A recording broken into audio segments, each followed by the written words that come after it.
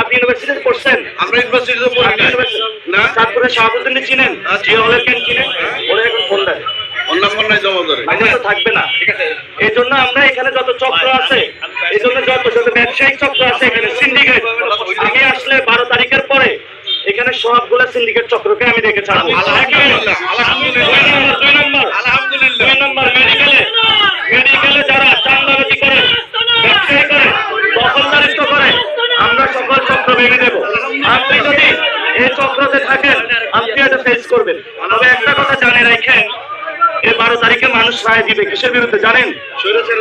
স্বৈরাচারের বিরুদ্ধে না। তাহলে নতুন স্বৈরাচার কি আসছে? নতুন স্বৈরাচার নাই। 12 তারিখে কেমনে রায় দিব? নিশ্চয় আসতেছে একজন।